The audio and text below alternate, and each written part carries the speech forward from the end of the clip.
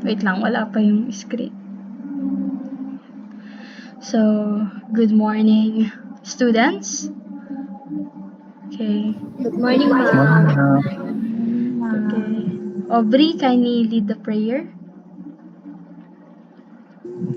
Okay, ma'am. Let's bow our heads and feel the presence of the Lord. In the name of the Father, the Son, the Holy Spirit. Amen. Our Father who art in heaven, hallowed be thy name. Thy kingdom come, thy will be done on earth as it is in heaven. Give us this day our daily bread and forgive us our trespasses, as we forgive those who trespass against us. And lead us not into temptation, but deliver us from evil. In the name of the Father, the Son, the Holy Spirit. Amen. Okay, again. Good morning. Good morning, ma'am. Okay, how are you today? We're Okay fine, lang ma'am. po. We're fine. Okay, great. So, are you ready to learn? Yes, Yes, ma'am. ma'am. Okay, are Yes, you ready to ma'am. listen? Yes, ma'am. Okay. Of course, ma'am. So, before that, I'm going to check your attendance first, okay? Okay. Yes, ma'am. Orenza Jowen, Present, ma'am. Aubrey Tirado, Present, ma'am. Rosal Ann Pasqua, Present, ma'am. Joycine Dumot. Okay, I guess, yeah, I guess, Absent, ma'am. Nag-ata okay, I eh. guess she is, May I diary. guess she is absent, okay, for, maybe for some reasons, right? Okay, before we start our lesson proper, I'm going to give you an activity first. So, are you ready? Yes, Yes, ma'am. ma'am. Okay. Okay, but before that, I'm going to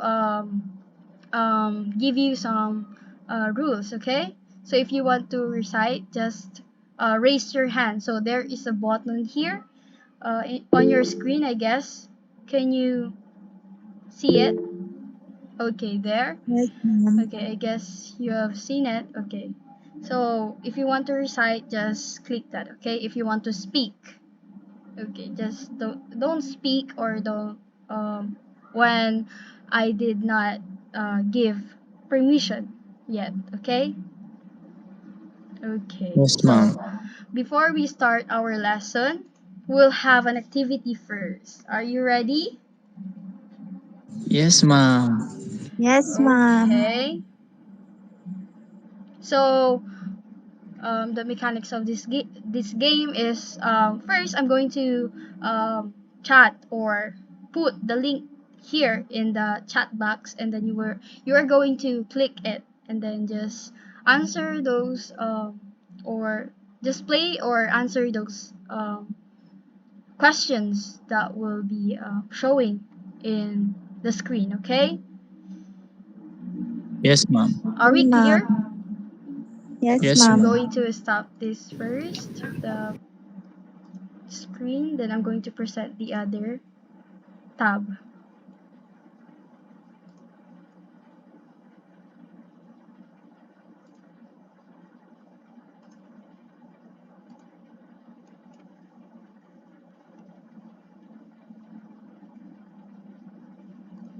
Oh wait.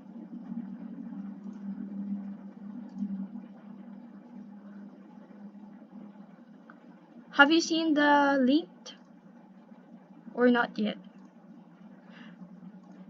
Okay, Nakita ko. I guess I have sent the code, not the link. So here is the link. Okay, just click the link and then you are going to automatically direct with the website or with the app.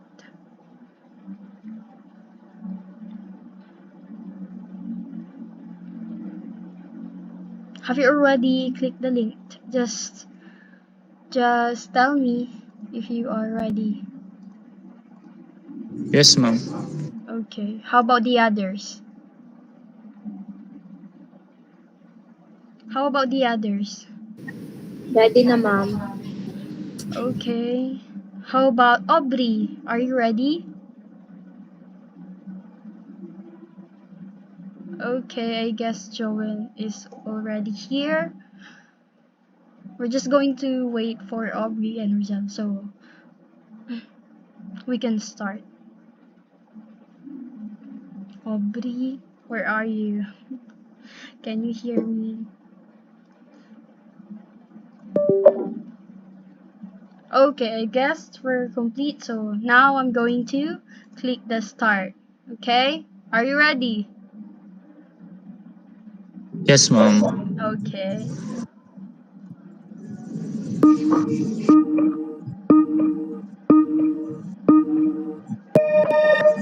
Go.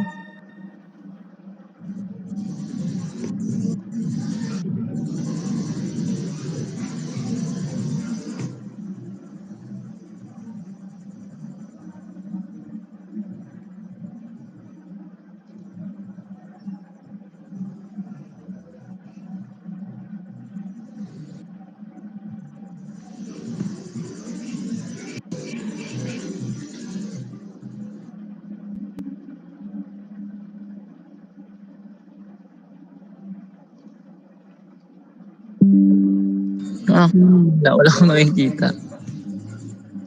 Ay, wala ba? Hindi nakikita. Sa akin, mama, hindi ko. Taas nyo nga po si Aubrey, tas si Rosel. Sa akin kasi ano lang siya, start lang, yun lang. Ay, start lang. Hindi, i-click mo yung start. Pinaka-clinic, ma'am eh, hindi lang 5 beses. Wait lang, baka sa internet ko. Wait lang, ma'am. Aubrey and Rosel. Po sa akin, ma'am. Nag-start na ako. Okay. How about Aubrey?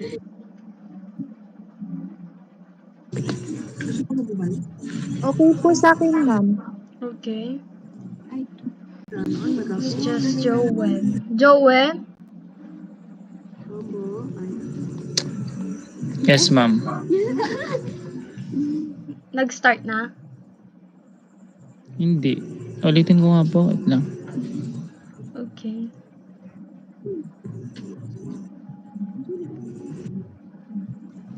Ano po ba? Pro tips. Skip. Ah, yun naman, meron na. Okay.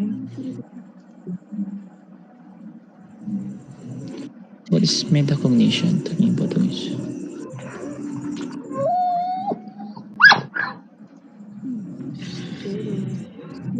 What is that? Wow.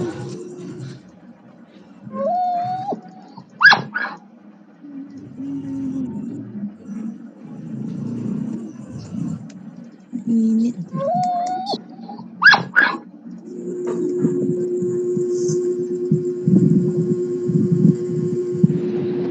Tapos na ba?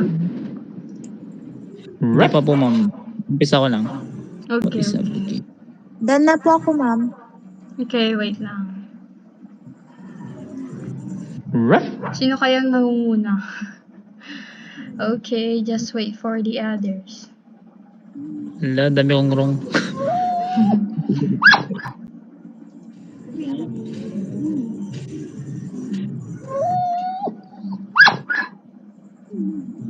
Ano yung kuya?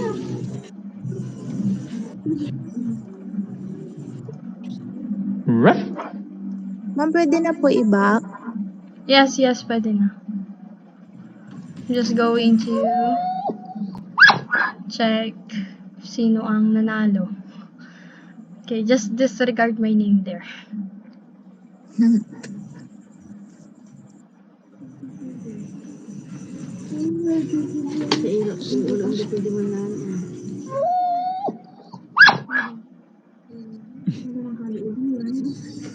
Ang galing mo. Okay, sino kayang nanalo? Dalawa na lang sa akin, wait lang.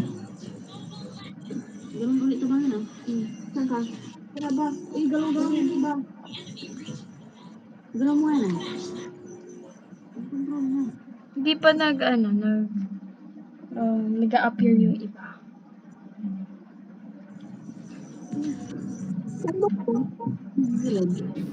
Tapos na ako, ma'am. Okay na po. Nag-a-appear ba sa inyo kung yung rank? Maki Velasco yung nakikita ko dito. Disregard my name there. Yun lang, mag-isa nyo. Okay po ako, ma'am. Okay. Pero ilan ang correct mo, Rosen?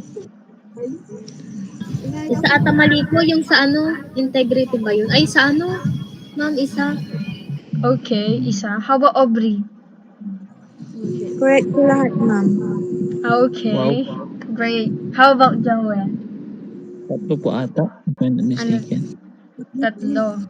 Okay, so hindi nag-a-appear sa akin kasi kung kung ang tawag dito? Kung sino ang nanalo. But Si Aubrey. then, Si Aubrey po, ma'am. so Yung score niya. nag-a-appear sa'yo, Joel. Kanina, ma'am, nakita ko yung score niya nasa 8,000 plus. Okay, our winner is Aubrey. So, great job. Okay. And for the others, you did well also. Okay.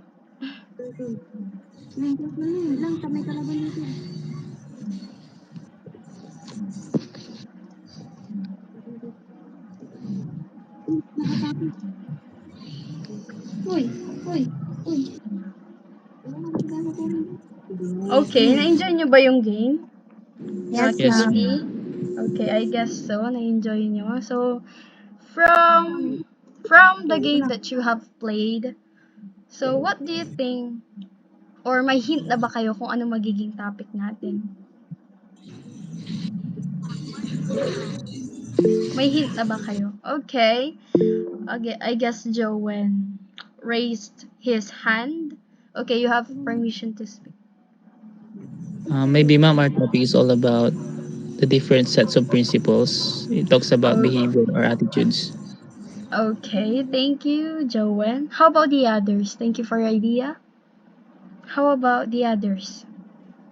Do you have an idea or hints or clues about our topic for today?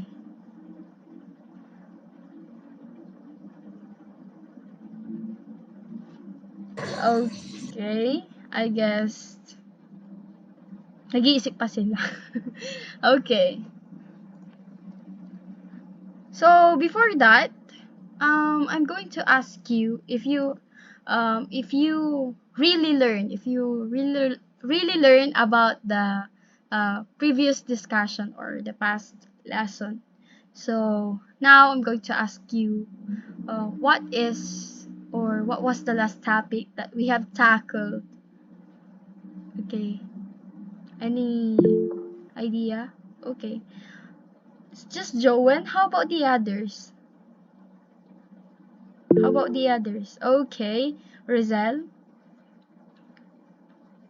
Ma'am, yung last topic ko is yung about sa theories and principle of organization leadership. And nandun po yung mga behaviorism, linguistic philosophy, constructivism, progressivism, tapos yung rule of integrity and authority.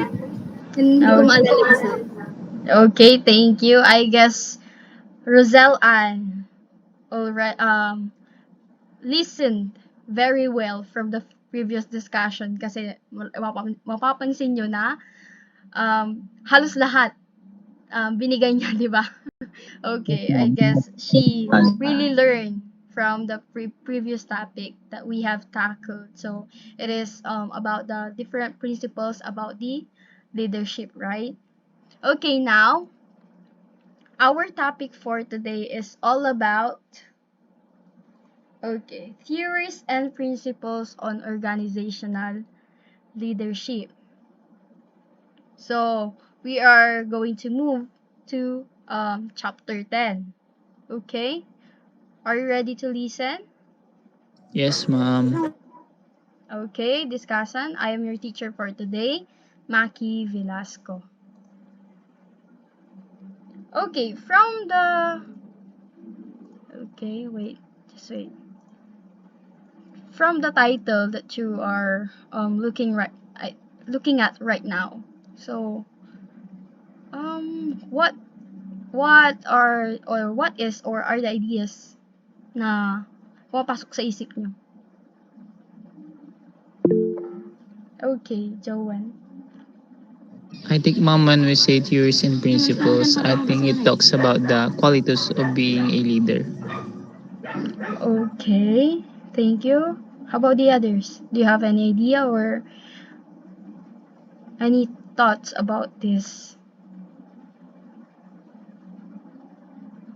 So I guess to further understand this, we'll move to the lesson proper. So here we have theories and principles on organizational leadership. So here we are going to talk about the theories and principles, okay, of being a leader. Okay, the first theory that I'm going to discuss is about the situational theory of leadership. Okay, situational theory of leadership. So kindly read Aubrey. Okay, Aubrey. Situational theory of leadership. This theory of Hersey and Blanchard, 1982, points to the importance of support, encouragement, and two-way communication that the leader is conscious at all times in providing his or her followers. This is based on the two dimensions of leader behavior, namely task behavior and relationship behavior. Okay, thank you so much, Aubrey, for reading this. Okay, situational theory of leadership. So, from the definition itself, is this theory is or was coined by Hersey and Blanchard, 1982. So they point out the importance of support, encouragement, and two-way communication of being a leader, wherein a leader is conscious at all times in providing his or her followers. So there is a saying na there, and here in situational theory of leadership, pinoint out nila yung two dimensions wherein we have task behavior and relationship behavior. So here in situational theory of leadership, they said that there is no single leadership is better than another. So what is your ideas or what are your ideas about that? There is no single leadership is better than another. There is no leadership is better than another. Okay. I'm going Sa to put it in the chat box so you can think of it.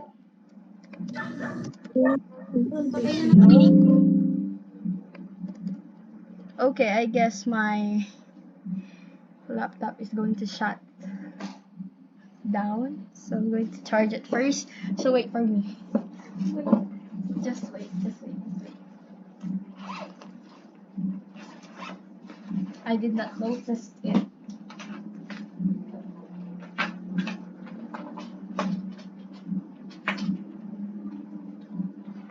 Okay, just wait, class.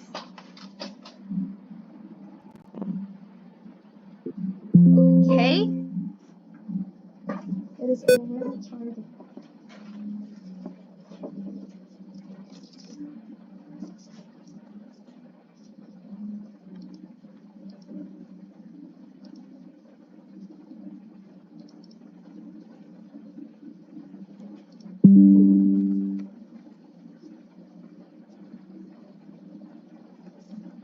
Nailagay niyo na po ba, ma'am? Hindi ko po. Wait. Wait. There is no single. Wait. It's lagging. Oh my god.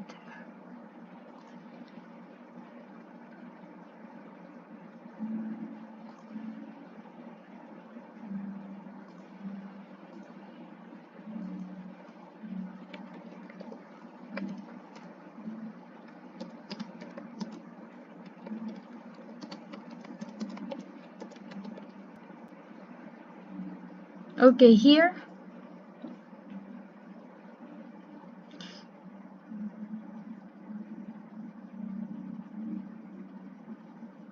Kita nyo na?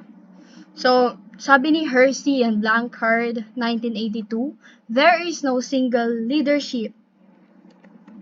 There is no single leadership is better than another. So what is your thoughts about that?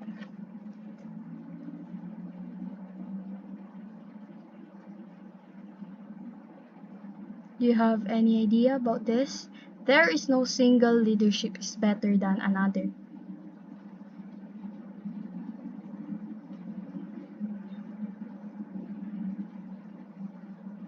Okay, I guess we need to discuss this further for you to fully understand about it, right?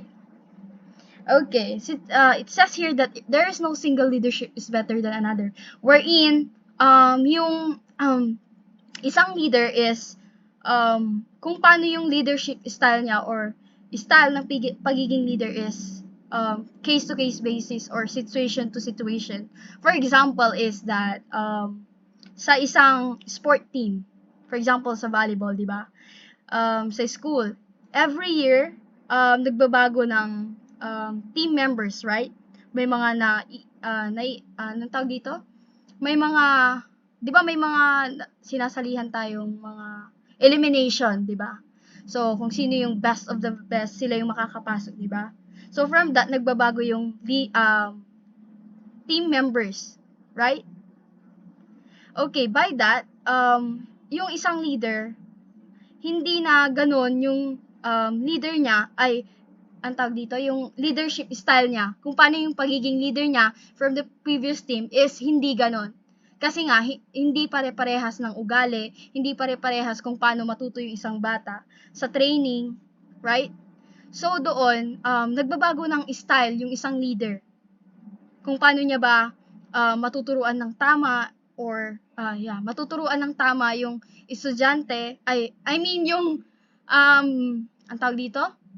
Paano niya matuturuan yung yung mga team members niya, yung mga members niya ng tama, right? Not just in the sports or skills, but also in behavior. So, yun po yung example ng situational theory of leadership. Okay, for example again, are you getting my point? Are you getting my point? Yes, ma'am. Okay, nagigets niyo na. So, for example is,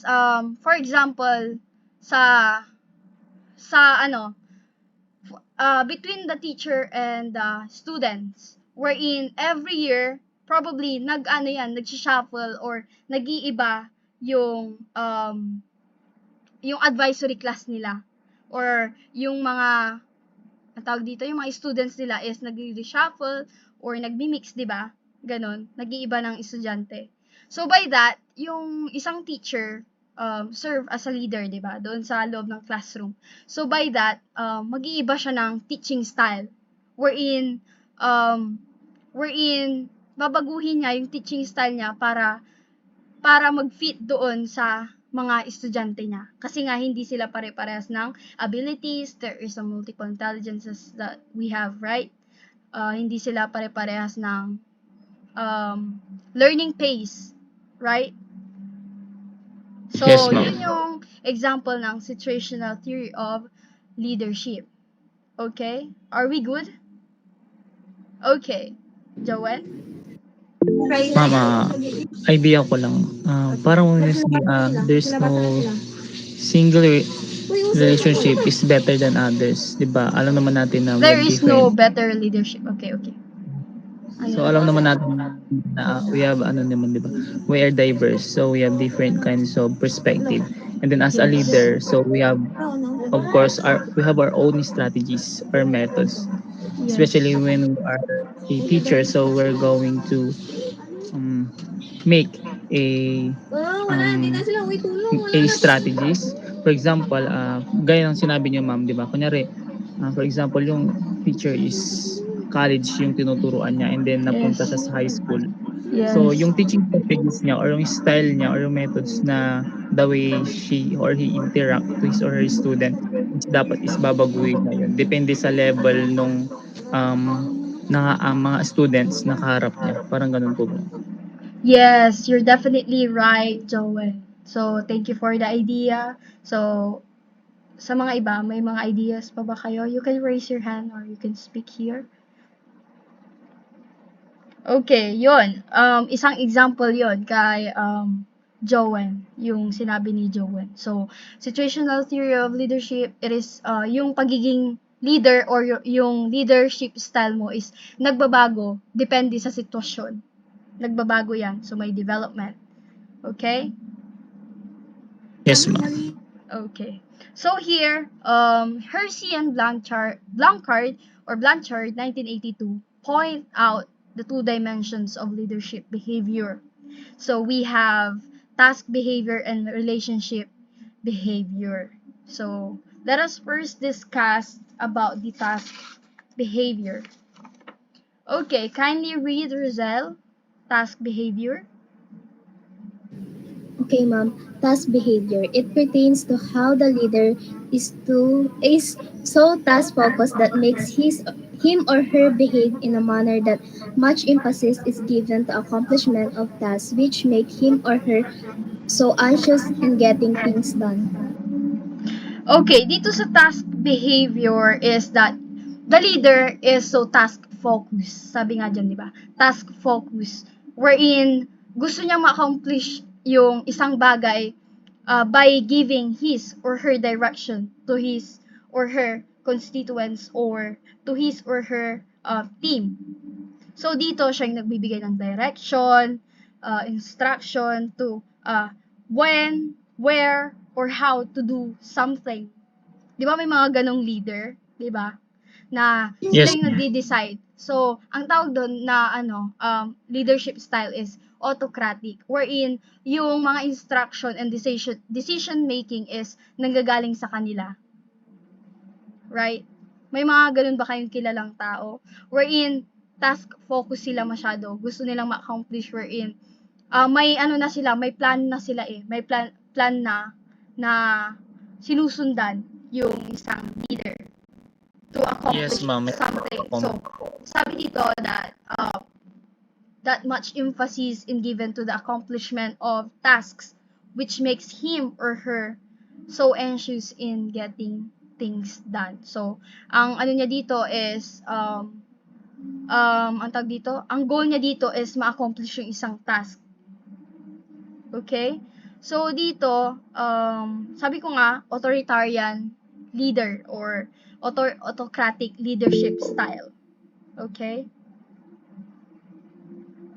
Okay? Okay? Okay, sabi dito, which makes him or her so anxious in getting things done. Okay? So, dito, may negative and positive naman dito.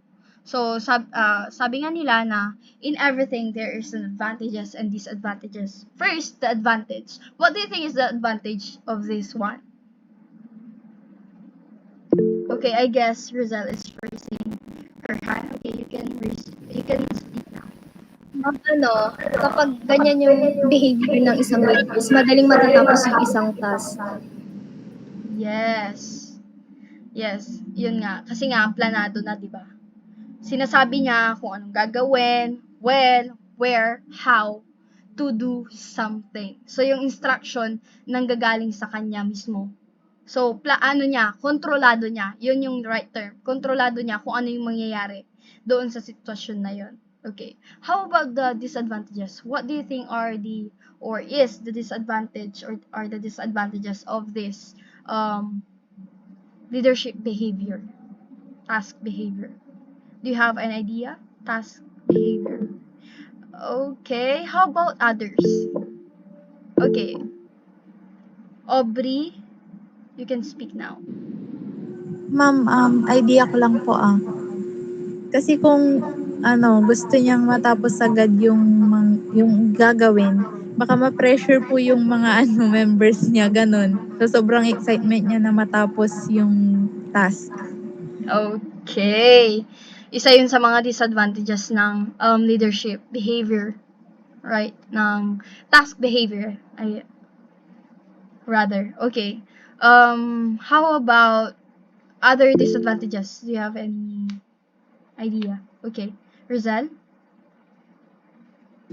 Ma'am, parang kapag dyan, hindi niya nakukunin yung mga opinion ng mga member niya, yung siya na lang yung magde-decide. So, di ba po mas maganda yung kakalabasan ng isang task kung lahat sila is nagplano nun.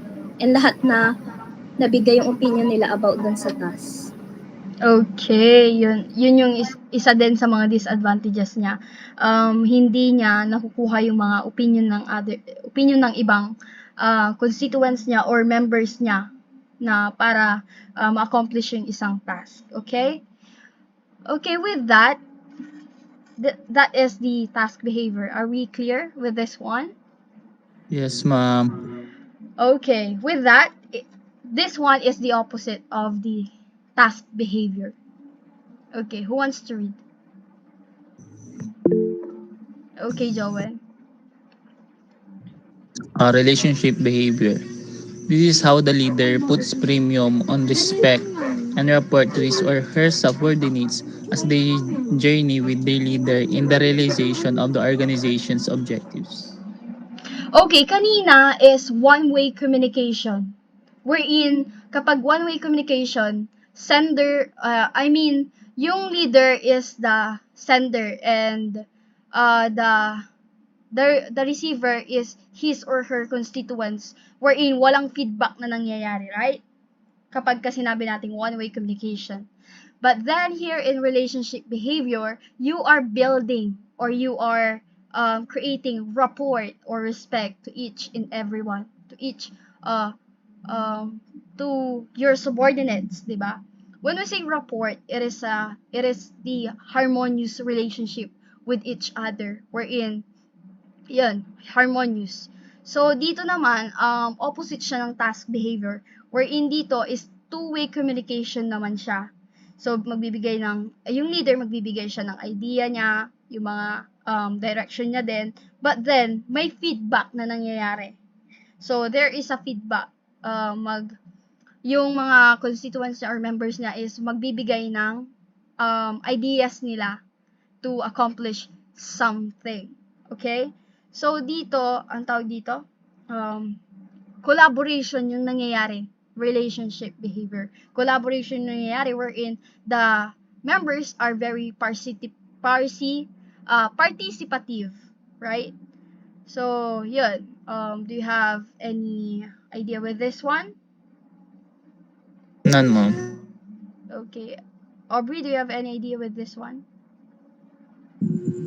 Ma'am, dito sa relationship behavior kasi, parang yung kinukuha niya yung idea nung ibang members niya, ganun. Parang ina-accept niya yung ideas nila, hindi niya parang binabaliwala, ganun po. Okay, I guess that is one of the you have answered my next question. So it is one of the advantages of this leadership behavior. So doon nga nakukuha niya yung mga opinions and suggestions ng mga members niya para ma-accomplish yung isang bagay. So here may mga sabi ko nga doon sa task behavior is may advantages yun and disadvantages. So, in relationship behavior, what do you think the disadvantages of this one? Joel? Maybe, ma'am, kasi, di ba, kapag as a leader, so, sorry, ma'am, sa ingay. Okay lang. Dapat ikaw yung parang hindi naman sa totally nasusunod. Of course, ikaw yung leader, so ikaw yung mag-lead. But sometimes Yes. kasi kinukuha kasi ng leader yung mga yung mga opinions and ideas ng mga members. Sometimes kasi ang nangyayari, ang gusto minsan ng mga constituent basta yung parang Okay. yung Tagalog, di ba, nasasakupan niya is yun yung magiging yun na yung magiging parang magiging result, which is dapat pinsan kasi dapat balance lang. Dapat pag nagbibigay yung leader ng parang tapos kukunin niya yung idea ng parang isasali niya lang pero hindi papalitan yung yun yung advantage ng Yun yung isa sa disadvantages ng relationship behavior. Yes. And one thing is that, thank you, Joanne, for the idea. Okay, one thing is that itong relationship behavior is, minsan, dahil nga sa hinihingi ng leader, yung opinions and suggestions ng ibang members niya is, nagiging time consuming siya, di ba? Kung doon sa task behavior is, anxious sila sa time, allotted time na binigay na given sa isang task or ng isang situation. Dito naman sa relationship behavior is, ang tawag dito, napapahaba yung proseso kasi nga, di ba, hinihingi pa ng leader yung opinions and suggestions ng mga members. So, yun yung isa sa mga disadvantages din ng relationship behavior. But then dito, by the relationship behavior is nakakapag-create ka or nakakapag-build ka ng rapport or respect to your constituents kasi nga feel nila na validated sila, 'di ba? Na 'di ba? You are building a good relationship between you and them, right? So, yun yung kagandahan ng relationship behavior naman. Okay? So, did you understand our topic for today? Yes, ma'am. Yes, ma'am. Okay. So, we have discussed the two dimensions of leader, right? Or leadership. So, we have the task behavior and the relationship behavior. So, both are both is or are both is meron silang advantages and disadvantages, 'di ba? So it depends on the situation, right? Okay, do you have any addition with this one? Okay, none, I guess. So I hope you learned a lot with this. Okay. Before we end pala, I'm just going to ask you, what do you prefer? The relationship behavior or the task behavior? But before that, just wait. You're not going to raise your hand, but then we're going to use the wheel of names. Just wait.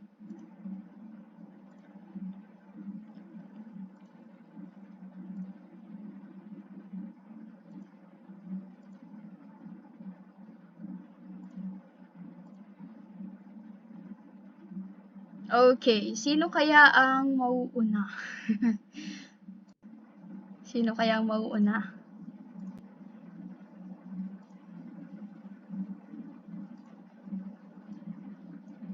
Okay, let's start.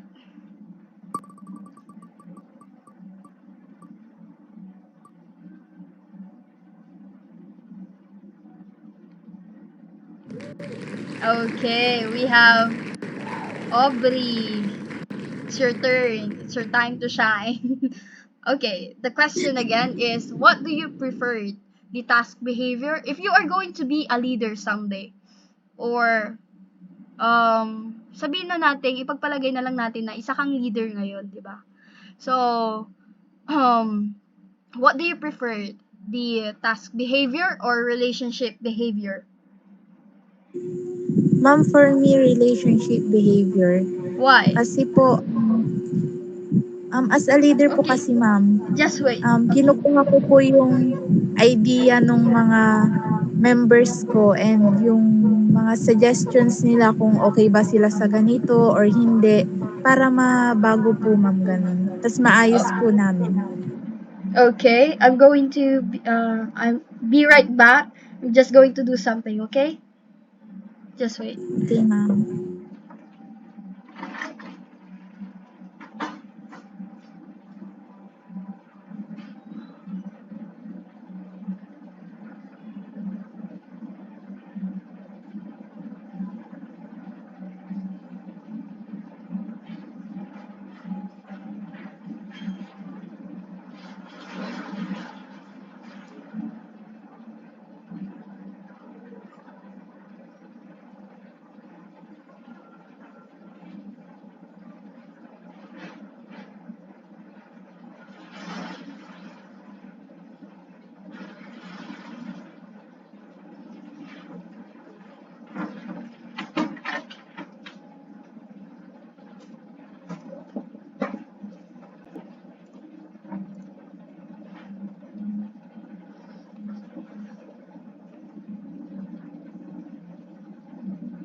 Okay.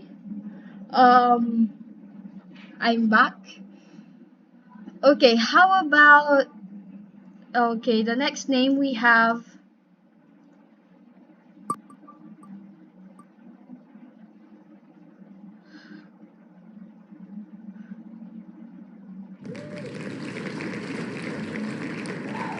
okay, we have Rosel Ann.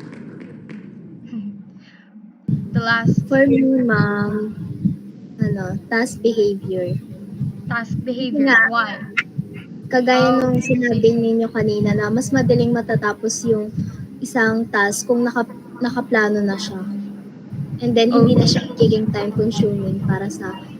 And marami ng task na magagawa kapag ganun yung behavior ng isang leader. Okay. Thank you so much. How about Joel? If ako ma'am, mas prefer ko po yung relationship behavior. Why? Kasi di ba ma'am, as a leader, it doesn't mean you have power. But rather you have the responsibility. Di ba? Responsibility to, of course, unang-una is matapos yung project, kung ano mang project na ginagawa.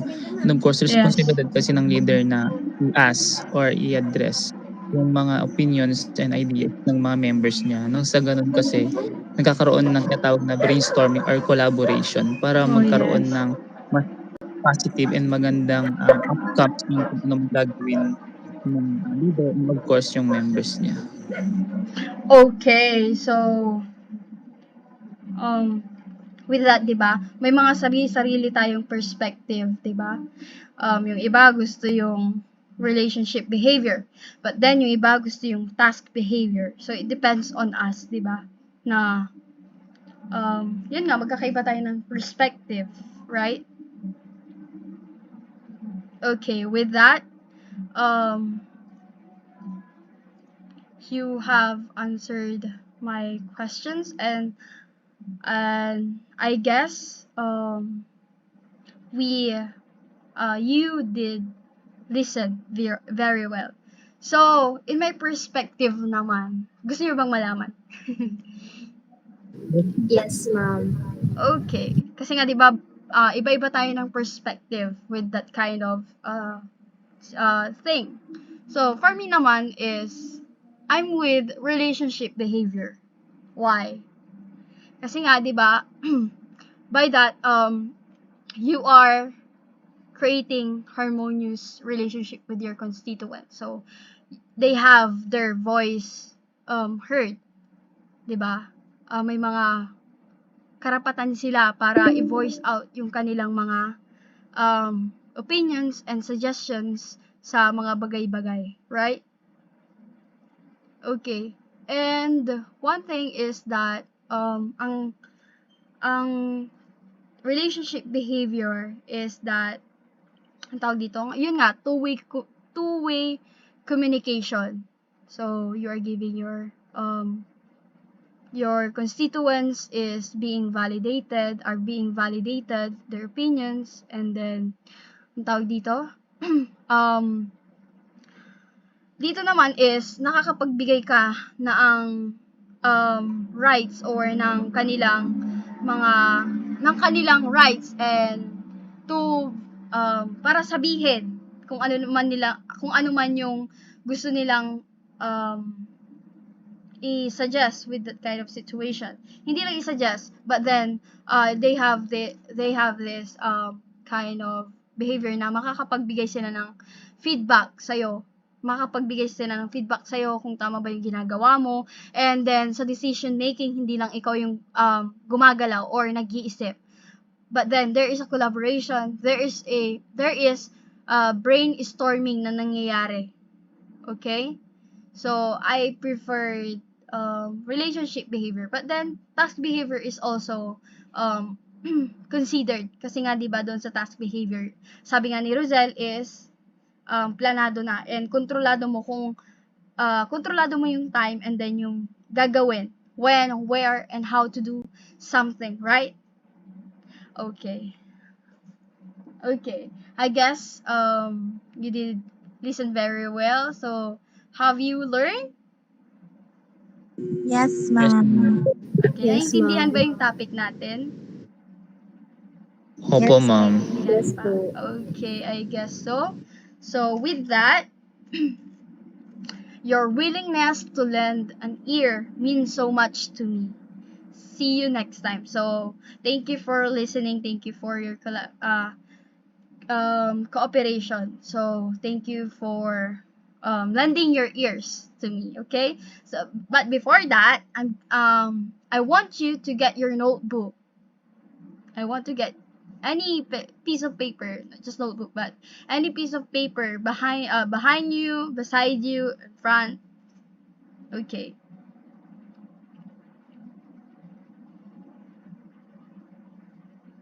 Okay. With this, okay. Meron na ba? Pwede bang ipakita ang nakuhang notebook? Ano yan? I mean, a blank sheet. Okay. A blank sheet. Okay. Rizel has cell phone. Okay. You can use that by jotting down notes on your notes app. Okay. Aubrey has the paper already. How about Jowen? I guess Jowen is still finding his piece of paper. Okay.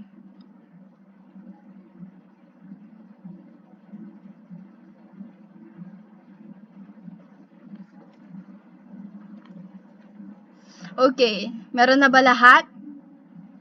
So, okay. For your assignment, kindly write down or jot down on your notes to make a diagram. Okay? So, diagram, may dalawang bilog doon. And then, Venn diagram, Venn diagram. So, ang gagawin nyo doon is, magbibilog kayo ng dalawa, Venn diagram, magdodrawing kayo, and then, put the task behavior, and then, relationship behavior. Okay? So, and then you are going to compare and contrast, right? So, in the middle, you're going to compare. And then, with the opposite side is you are going to contrast, right? Okay. Nasulat na ba? Nasulat na Yes ba? po, ma'am. Wait, How ma'am. about Aubrey? Wait, ma'am. Wala ko ballpen. How about Joen? Wait lang, ma'am. Wala na ang ballpen. Okay, Maghanap na ako, I ma'am. want you to show it on the screen. Kasi nga 'di ba hindi ko kayo nakikita if you are doing it if you are really doing it or writing it. So I want you to show it on the screen if you really jot down or wrote it down in your notes.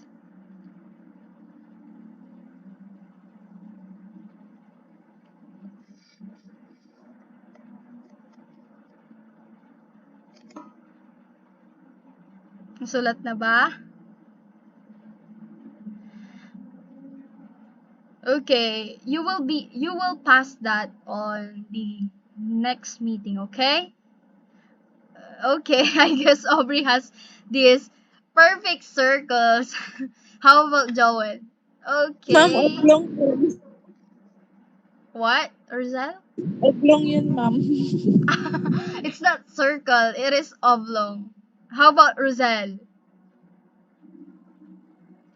Oh, wow. Okay, it is in her, okay. It is in her notes. Okay. Ay, ang perfect ng ni Joanne, ng bilog. Okay.